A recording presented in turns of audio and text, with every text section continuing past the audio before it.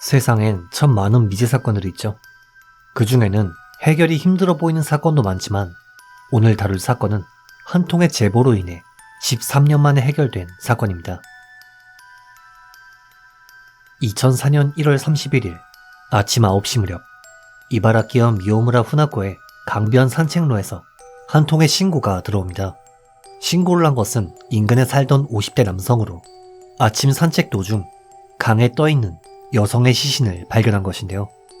시신은 10대 후반에서 20대 초반으로 추정되는 젊은 여성으로 발가벗겨진 상태였으며 상반신에는 많은 상처가 있었습니다. 또한 여성이 원래 입고 있었던 바지는 현장 근처에서 발견되었지만 상의는 발견되지 않았고 물가 주변엔 다량의 혈흔이 존재했죠. 하지만 현장에는 혈흔은 있되 싸운 흔적이 없었으며 무엇보다 시신의 발바닥이 깨끗한 상태였기 때문에 경찰은 피해자가 다른 곳에서 살해당한 뒤 이 강변에 유기된 것으로 추정했습니다. 또한 시신 발견 장소는 주택가에서 약 300m가량 떨어진 외진 곳이었으며 낮에는 낚시꾼이 많지만 밤에는 인적이 드문 강변이었는데요.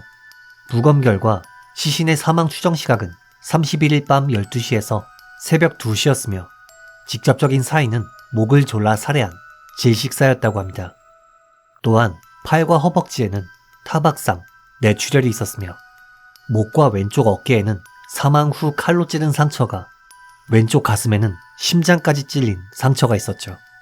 이뿐만 아니라 피해자의 몸에는 성범죄의 흔적도 있었기 때문에 경찰은 우선 시신의 신원 파악에 나섰는데요.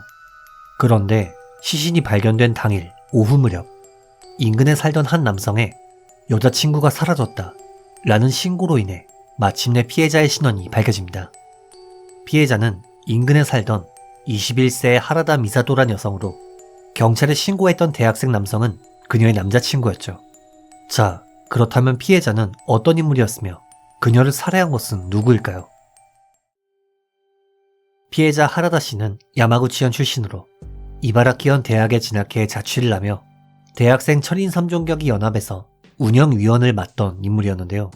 피해자는 사망 전날인 1월 30일 도쿄의 사무국에서 일을 마친 뒤 오후 6시에 이바라키현으로 돌아갔고 이후 남자친구와 합류한 뒤 밤 9시 무렵 귀가했습니다.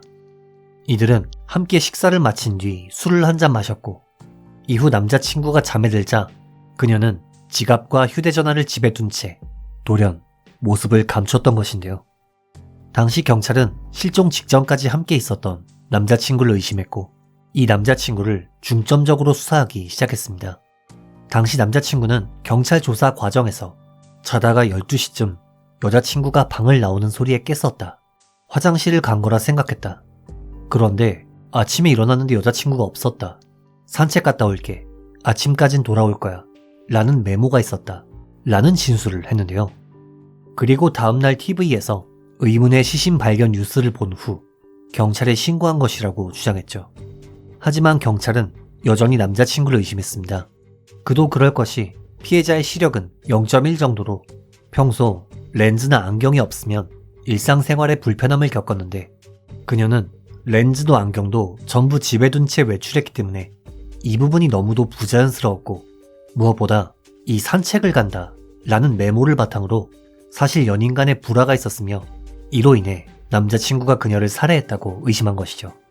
하지만 몇 번에 걸쳐 조사를 해도 남자친구에게는 이렇다 할 증거도 혐의점도 없었기 때문에 경찰은 이내 그에 대한 혐의를 거두었고 성범죄 흔적을 바탕으로 범인이 남성이라 추정해 피해자가 친하게 지내던 다른 남성을 조사했지만 그 역시도 수상한 점이 없었기 때문에 결국 수사는 원점으로 돌아가게 됩니다. 한편 피해자의 자택에서는 그녀가 평소 타고 다니던 자전거가 사라진 상태였기 때문에 경찰은 피해자가 한밤중 자전거를 타고 나간 후 누군가에게 납치당해 살해당한 것으로 추정했습니다. 그러던 2004년 2월 4일 이날 피해자가 평소 타고 다니던 자전거가 한 공터에서 발견됩니다. 이 공터는 피해자의 자택에서 약 4km, 시신 발견 현장에서는 약 9km 정도 떨어진 곳에 위치했으며 자물쇠에 열쇠가 꽂힌 상태로 발견되었는데요. 이곳은 평범한 주택가이긴 하지만 한밤중에 피해자가 굳이 자전거를 타고 들릴 만한 장소는 아니었습니다. 그렇기 때문에 경찰은 인근 주민들을 대상으로 저 자전거를 누가 가져다 주었는지 수사를 진행했고, 그 결과 하얀 자동차를 탄 두 남자가 내려놓고 갔다 라는 목격 증언을 확보하게 됩니다. 하지만 수사는 딱 거기까지였습니다. 사건이 발생한 지 3년이 지나도록 경찰은 범인을 특정하지 못했고, 결국 피해자 유족은 사비를 털어 우리 돈 2천만 원의 현상금을 거는 등 사건 해결을 위해 필사적이었습니다. 사실 그도 그럴 것이 당시만 해도 공소시효 제도가 남아있었기 때문에 미제 사건인 상태로 시간이 흐르면 훗날 범인을 잡는다 해도 죄를 물을 수 없었기 때문이죠. 하지만 경찰과 유가족의 노력에도 불구하고 수사에는 이렇다 할 진전이 없었고, 13년 동안 약 360건의 제보가 있었지만 이 역시도 범인 검거로 이어지진 못했습니다. 다만 2011년 1월 시신에 남은 체액의 DNA를 분석한 결과 범인이 한 명이 아닌 다수의 남성임이 밝혀졌고, 공소시효 폐지로 인해 수사 자체는 계속 진행되었죠. 한편 사건 발생으로부터 11년이 지난 2015년, 미궁에 빠져 있었던 이 사건이 비로소 움직이기 시작합니다. 자기가 범인이라는 이야기를 했던 필리핀 남자가 있다 라는 제보가 경찰에 들어온 것인데요. 그런데 경찰은 실제로 당시 인근에 살던 주민 중 공장에 근무하던 필리핀 남성들이 있었다는 사실을 파악했고, 이들 중 2명은 필리핀으로 귀국했지만 1명은 아직 일본에 남아있다는 사실을 알게 되어 이 남성을 집중적으로 수사하기 시작했습니다. 그리고 피해자의 몸에 남아있던 체액과 이 필리핀 남성의 DNA를 대조한 결과 복수의 범인 DNA 중 그의 것과 일치하는 DNA가 있었습니다. 이는 그가 살해와 성범죄에 가담했다는 결정적인 증거였기 때문에 2017년 9월 2일 필리핀 국적의 35세 남성 람파노 제리코 모리가 강치사, 살인 혐의로 경찰에 체포됩니다. 또한 그의 가족들 역시도 불법으로 재료 자격을 취득한 혐의로 함께 체포되었죠. 사건 발생으로부터 13년이 지난 후 비록 한 명뿐이었지만 마침내 범인이 체포된 것입니다. 람파노의 진술에 따르면 범행에는 3명의 남성이 참가했으며 공범인 두 남성 A와 B는 범행을 저지른 후 한 달 만에 필리핀으로 귀국했다고 하는데요. 즉 어차피 귀국할 건데 그 전에 범죄로 성욕을 해소하고 도망치면 아무도 못 잡을 것이라는 악독한 생각이 있었던 것이죠. 심지어 이 A와 B라는 남성은 각기 18세, 19세였다고 합니다. 한편 사건 당시 22살이었던 람파노는 범행 직후 일시적으로 귀국했지만 경찰의 수사망이 자신에게 뻗쳐오지 않는 것을 깨닫고는 아내, 아들, 딸, 장모 등 7명의 대가족과 함께 2010년부터 일본으로 이사해 공장에서 일을 하며 돈을 벌고 있었죠. 경찰 조사 과정에서 그가 밝힌 사건의 전말은 이러했습니다. 당시 람파노와 A, B는 한밤중에 성범죄 대상을 찾아 나섰고, 그러던 와중 자전거를 타고 이동 중이던 피해자를 발견해 그녀를 앞질러 차로 진로를 가로막은 뒤 차 안으로 끌고 가 폭행 및 성범죄를 저질렀고, 이후 목을 졸라 목숨을 빼앗은 후 강변 근처에서 다시 한번 피해자의 급소를 찌른 뒤 시신을 유기했고, 이후엔 피해자의 자전거를 유기한 뒤 머지않아 각기 필리핀으로 귀국했던 것이죠. 한편 경찰이 그에게 죽일 필요까지 있었는지 묻자 경찰에 신고하면 귀찮아지니까 살해했다 라는 대답을 했다고 합니다. 즉 범죄를 결심한 단계부터 살해까지 계획된 것이죠. 다만 람파노는 나는 찌르지 않았다. 물론 시신을 강에 버리자고 주장한 건 나다. 하지만 죽인 건 다른 2명이다 라는 주장을 했기 때문에 결국 그는 재판에 넘겨지게 됩니다. 2018년 7월 17일 1심에서 변호 측은 젊은 혈기와 음주가 범행에 영향을 주었다 라며 유기형을 주장했고, 범인인 람파노 역시 사건 당시엔 너무 어려서 앞날을 생각하지 못했다. 내 아이가 태어난 이후 사건을 떠올리며 후회하게 되었다. 피해자 유족에게 미안하다 라며 반성하는 태도를 보였는데요. 다만 정작 재판에서 검찰 측이 사건의 세부 사항에 대해 묻자 기억 안 납니다 라며 말을 계속 회피하다가 판사에게 주의를 받기도 했죠.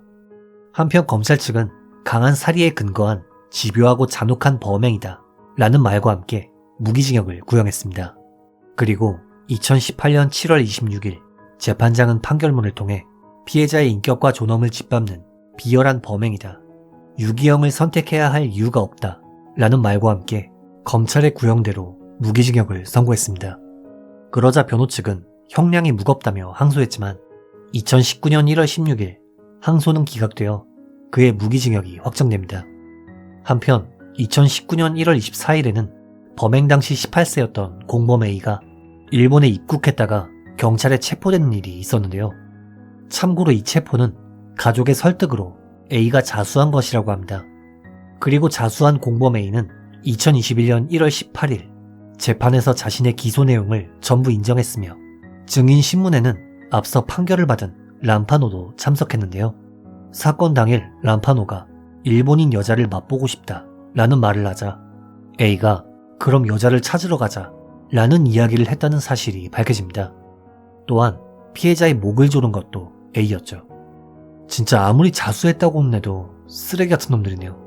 아무튼 변호 측은 공범 3명 중 A는 나이가 제일 어린 종속적인 입장이었다. B가 흉기를 건네며 재촉한 것이 살해의 원인이다. 필리핀에서 귀국해 자수했다. 라며 정상 참작을 주장했고 반면 검찰 측은 자신의 성적 욕구를 위해 목을 졸랐다. 피해자의 존엄을 짓밟고 목숨을 빼앗은 악질적인 범행이다. 라는 말과 함께 무기징역을 구형했습니다. 그리고 2021년 2월 3일 재판장은 판결문을 통해 살해에 있어 중요한 행위를 스스로 행했다. 이는 종속적인 입장에 있었다고는 할 수 없다. 무차별적이고 폭력적인 범행으로 피해자의 생명, 성적 자유를 경시했다.